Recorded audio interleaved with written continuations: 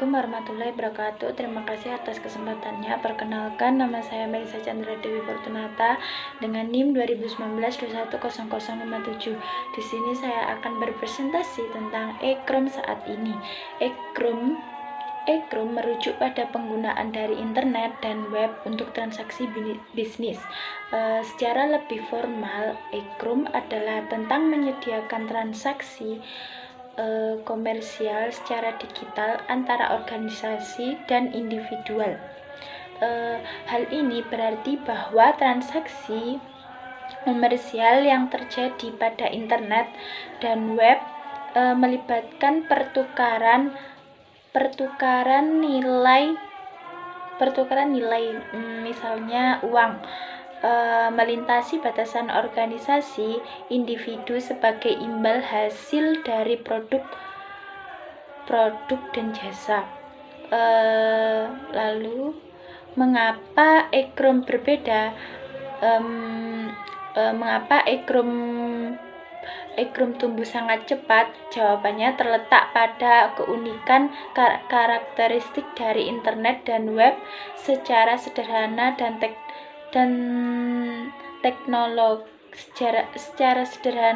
teknologi internet dan e-krom jauh lebih kaya dan kuat dibandingkan dengan revolusi teknologi sebelumnya seperti radio, televisi, dan telepon. Lalu selanjutnya jangkauan global.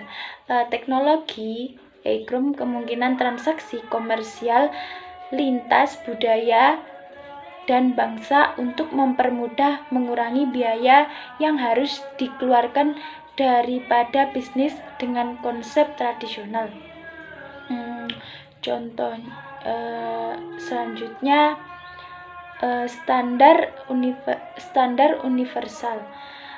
Satu fitur yang sangat menarik dari teknologi e-krom adalah standar teknis untuk menjalankan e-krom adalah standar yang universal sama di belahan dunia manapun. Lalu selanjutnya kaya manfaat. Informasi mengacu pada kompleksitas dan isi peran pasar tradisional, tenaga penjual nasional, dan toko retail kecil memiliki sifat kaya manfaat dengan baik. Selanjutnya, interaktif. Berbeda dengan teknologi iklan pada abad ke-20 dengan pengecualian pada telepon, teknologi e-krom merupakan teknologi yang interaktif, artinya teknologi ini menggunakannya. Lalu selanjutnya, kepadatan informasi. Keseluruhan jumlah dan kualitas informasi yang tersedia untuk semua pihak yang terlibat di pasar seperti konsumen dan penjual. Lalu selanjutnya personalisasi dan atau konsumsiasi. Yang pertama, personalisasi.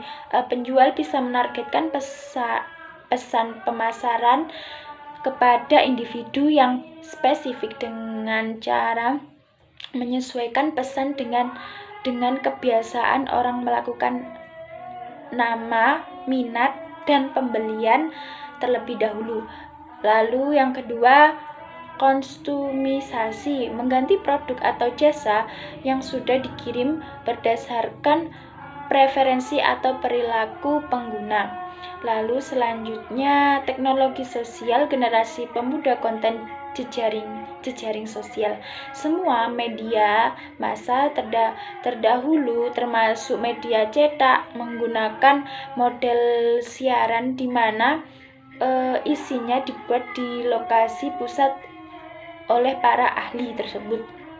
Lalu selanjutnya, konsep utama dari e-krom, pasar digital dan barang digital di pasar global. Model bisnis untuk menentukan lokasi, waktu dan pendapatan berdasarkan sebagian biaya dan distribusi informasi. Terima kasih. Selanjutnya akan dilanjutkan oleh rekan saya. 0069. Saya akan mengajukan presentasi dari rekan saya. Barang digital. Barang digital adalah barang yang bisa dikirim melalui jaringan digital yang semua bisa diunggah, disimpan, dikirim, dan dijual murni sebagai produk digital. Pengaruh internet dalam pasar untuk jenis barang-barang digital tersebut tidak begitu menghasilkan banyak perubahan, dan kita bisa melihat hasilnya di sekitar kita setiap hari. E-commerce merupakan kombinasi yang mengagumkan dari model bisnis dan teknologi informasi baru. Tipe-tipe e-commerce. Ada banyak cara untuk menjelaskan transaksi bisnis. Salah satunya adalah dengan melihat sifat dari partisipan.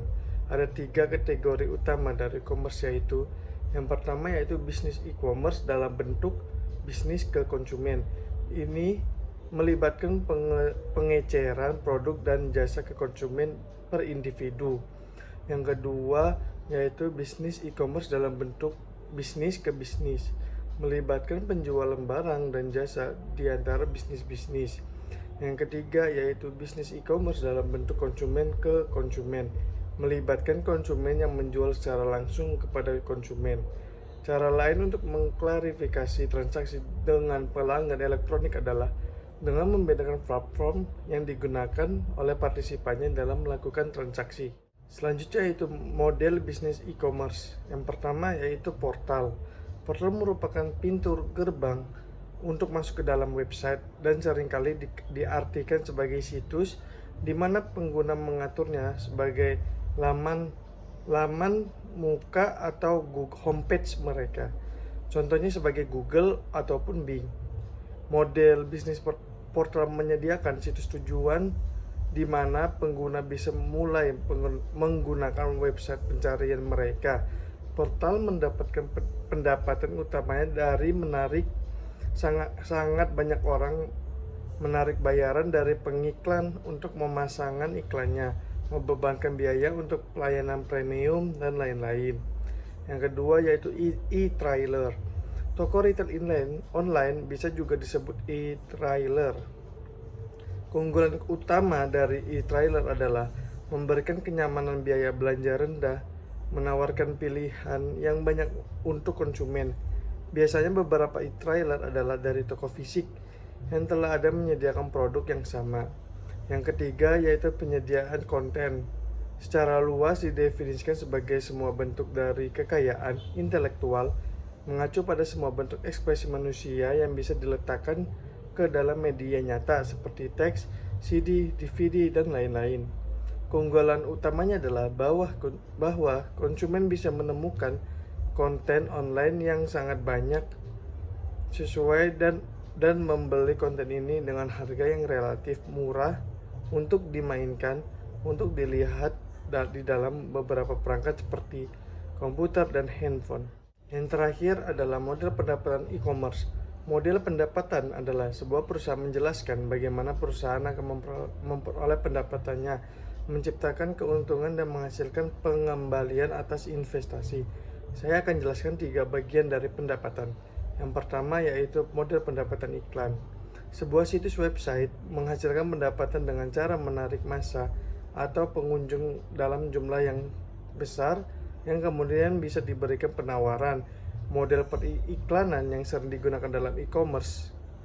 Konten yang diberikan dalam website adalah gratis untuk pengunjung karena pengiklan membayar biaya produksi dan biaya distribusi sebagai imbalan hasil dari iklan yang ditunjukkan kepada pengunjung. Yang kedua adalah model pendapatan yang penjualan. Perusahaan memperoleh pendapatan dengan menjual barang-barang, informasi, atau jasa kepada konsumen, penyedia, konten menerima uang, dan dengan memasang tarif untuk pengunduhan seluruh data. Yang terakhir yaitu model pendapatan pelanggan. Sebuah situs website menawarkan konten atau tarif layanan pelanggan untuk mengakses beberapa atau semua penawaran yang sedang berlangsung. Biasanya penyediaan konten seringkali menggunakan model pendapatan ini. Contohnya seperti Netflix. Netflix salah satu situs pelanggan tersukses dengan lebih dari 25 juta pelanggan pada tahun September tahun 2012. Terima kasih. Selanjutnya akan dilanjutkan oleh rekan saya. Terima kasih. Terima kasih atas kesempatannya. Nama saya Rizka Nur Aini dengan NIM 2019-21070.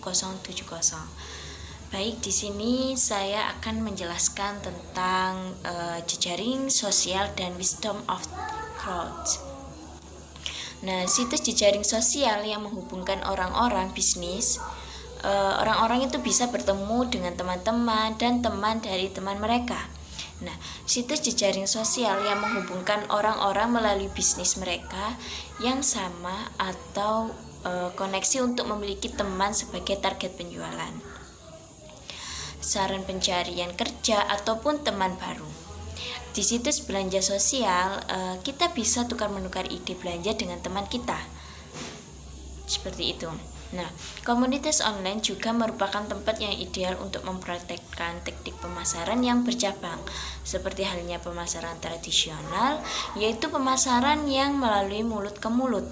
Tapi perbedaannya adalah bahwa kata-kata tersebut bisa disebarkan kepada komunitas online dengan secepat kilat. Seperti itu. Nah, bisa tersebar ke orang-orang di lokasi geografis yang terpisah dan sangat jauh terpantau.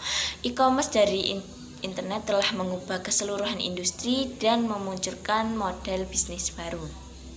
Internet memungkinkan long tail marketing, yaitu menjangkau massa yang banyak dengan produk yang terkenal.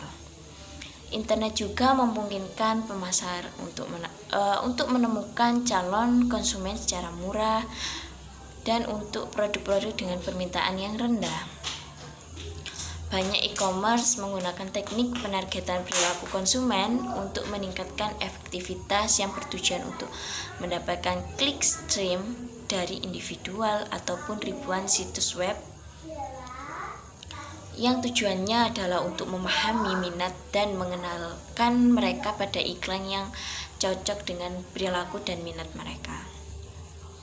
Nah, penargetan perilaku terjadi pada dua tingkat. Nah, pada tingkat situs web individu dan pada beberapa jaringan iklan yang membawa penggunanya dari ribuan situs web. Nah, perusahaan menganalisis tentang minat dan perilaku konsumen yang potensial. Informasi ini yang membuat perusahaan itu bisa memahami sebaik apa situs web mereka bekerja, menciptakan personalisasi laman web yang unik dan menampilkan konten untuk barang dan jasa dari minat spesial setiap pengguna. Lalu meningkatkan kegiatan konsumen dan menciptakan nilai tambah melalui pemahaman yang lebih baik tentang pembeli. Baik, saya kira itu saja.